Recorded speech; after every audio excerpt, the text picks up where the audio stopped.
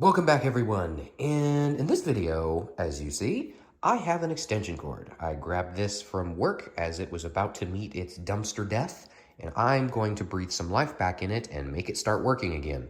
So this was the extension cord at one of the places that I was working at, and they had this, and they ran it over with a pallet jack. So, as you can see, smashed up the wires, started smoking, started melting all of the wires and everything on the inside.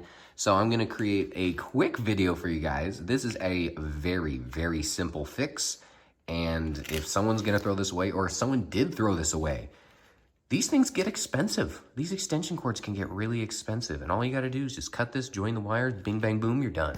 So first things first, we need to cut off the broken, affected area here. So I'm just gonna grab, hopefully these will be big enough to cut through it. A nice clean cut. I'm just gonna cut over here and over here just to get rid of all this exposed wire.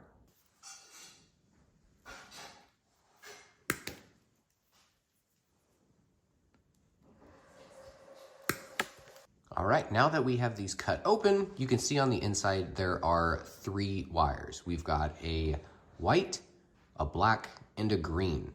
It's gonna be our positive, our negative, and our ground. So all we gotta do is strip back the sheathing on both sides here so we can expose the wires.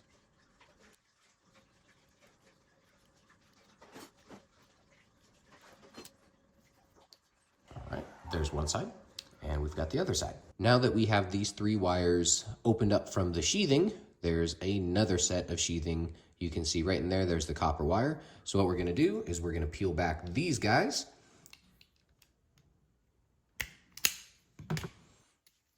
so we can have our actual wires exposed. And there you have it. We've got 3 of our exposed wires. I'm gonna do the same thing on the other side. All right, there is the other side. We are set. Now, once you get to this point, all you have to do is pair up the wires. White goes on white, black goes on black, and green goes on green. So it's really that easy. They just need to be touching for it to go through.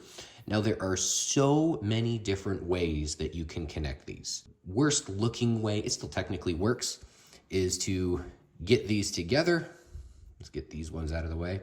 Get these together, twist them together, and then just have them out like that. I guess you could wrap it up with some electrical tape afterwards, but that's a really messy way of doing it, but it is a method. Another way of doing it is getting some sort of butt connector. So you can put them in and crimp it down. Automotive does that. So that's another way. And you can also, if you want to, and you have the supplies to do it, you can solder. So you can put them together, you can heat them up, solder them together. You can do it that way. There's so many different ways to connect these wires. So if you want to follow me, then follow along on what I do. But just know that that's the 2 ways that you can, or the many different ways that you connect 2 wires together. So many different ways to do it. How are you going to do it? So for me, because this is an extension cord, I know there's going to be a lot of tension being pulled on it. So I definitely don't want to do something that is going to easily pop apart while using it. I want to make this a very, very strong bond. So I'm going to do a mixture of 2. I'm going to do a mixture of twisting them together and soldering. So I'm going to start with our green one. Now, if you don't have enough to do this, like I might not have enough wire to actually do this, you can always strip some more on there. And remember, we have all of this to play with. So if you screw up or accidentally cut a wire off or something like that, snip it, try again. You've got all of this extension cord, unless you don't, but this is great practice. So I've stripped these both back a little bit more just so it's easier to see, and it also makes it easier on myself. So the first thing I'm gonna do, you can see that they're very fanned out like they are. I'm just gonna do a few quick twists on here just to get it as more of a solid wire. And do that to both sides. There we go. It just makes them a lot easier to work with. You don't get the little frays like you do over here. So once we get them together, well, let's flip around that way to make this easier. We're gonna meet them about halfway, and then we're gonna cross them over like so. And once we cross them over like that, we're just gonna continue twisting. So one side, we're gonna continue twisting, and the other side, I'm gonna pop that back out, we're gonna continue twisting this way. That way, they're locked into each other and they're twisted into each other, so when you tug on them, it's a lot harder for them to come open. All right, as you can see, I got them all stripped back a little bit further like I did with those green ones. I redid the green one just because I didn't really have enough room. I went too far towards the top, so instead of being up here, I need to be more down here. I guess it's not really middle, but it's been a while since I've done this. So let's bring it down to about here, and then we can start twisting. It gets a little bit harder now we already have a connection here. We're gonna start down here and then start twisting over one another. So this one I'm gonna have to loop in and underneath, and same thing with this one, I'm gonna have to swing around. All right, you can now see that each one of them is completed. They're not the prettiest things in the world, but they're going to be covered up, so it doesn't really matter. So next up, I am going to grab myself some solder. And the most important thing when we start soldering, and really any point of this, is each one of these wires cannot touch another one of the wires. So you see how I have the black one here is arched up, it's not gonna touch anything. The white one arched up, and of course the green one that went straight across. None of those are touching any of the other ones. The most important part is right here at the ends, because that's where they're really, really close. If you have shrink wrap or you have anything to put around it, once it's done, definitely going to have that, because you can't just bind this together and it's good, because all of these are going to make connections. All right, so once we get to this point, now I've got my soldering iron, it's nice and hot. I'm just going to touch it on the bottom, and it's gonna start heating up the wire. And it's gonna be a little while, but once that wire starts heating up, I'm just gonna put a little glob of solder on the top. I don't need to do the entire thing, I just need to put it up here at the top. And once it melts into it, then it's gonna be bonded very, very well. So I'm just gonna do a little dollop at the top of this one, the white one and the green one, just so they are forever bonded. And once we do that, then yeah, we'll be good to go to make sure these are nice and insulated so they won't touch each other with some electrical tape or whatever you decide to use. And it's a pretty thick wire, so I'll start on the side here where it's nice and warm. You can see it's spreading throughout the wire, and now I can do it through the top. There we go. So you can see, kind of just like soaks it up. Wonderful. Now we're gonna move on to the next two. And there we go. I put a generous helping on each one of those. So now these things are not going anywhere. You can tug on this as hard as you want to, they're not going to come apart. So that bonded them together.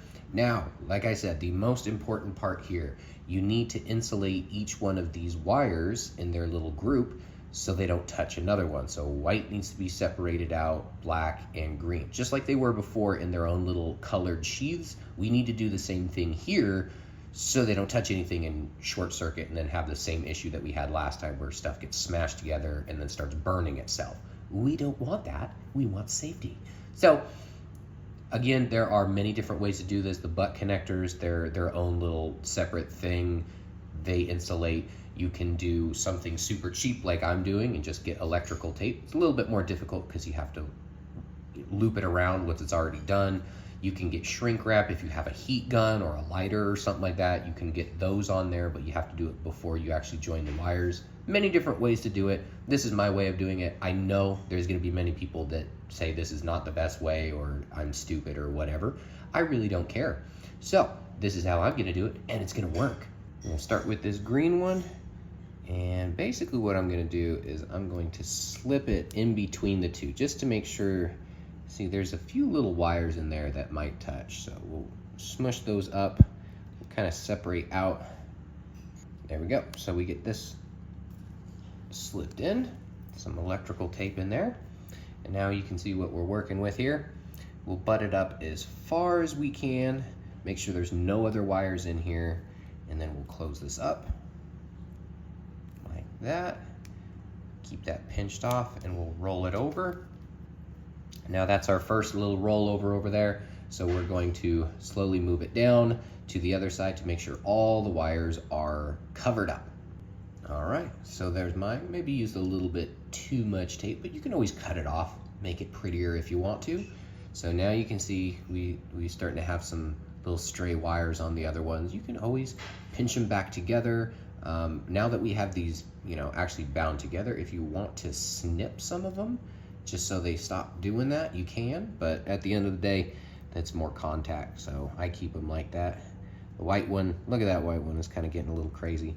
Let's get those back together, make them look pretty like they were before we get that tape on, because these wires can get, if they're frayed like that and you put the tape over them and you only put one layer of tape, those wires are pretty sharp and they can poke through this tape.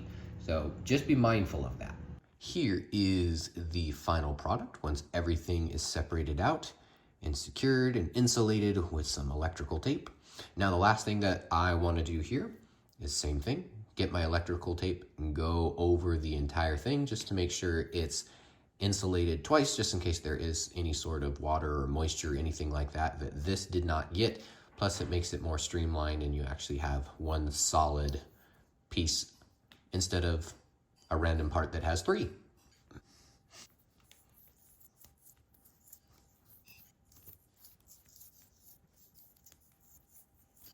And just like that, we have repaired, rejoined, soldered this beautiful piece of machinery that we have here. Anything extra that you need to do, you can do it before you plug in. For me, this was ran over. So we'll do a quick little check on here. That one's nice and straight. This one had a little bit of run over damage, so that's not a big deal. Just very gently move that one back into place because these things can snap pretty easily. So that's pretty straight on there.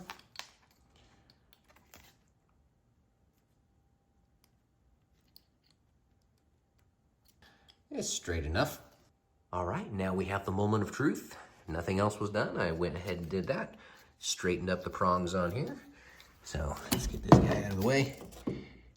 And let's plug that in. No noise, no sparks, no issues. We'll plug something in at the end that pulls a lot of power that I still have here. My soldering iron, which is already cooled. But we'll go ahead and plug it into here. I don't know if I can do this one-handed. Oh God, I'm skilled. Look at that. Pew. And you can see we got this turned on. I'm not gonna leave that on too long. That gets way too hot, way too quick. So there you go. Now we have a fully working 100% free, because they were gonna throw it away anyway, extension cord.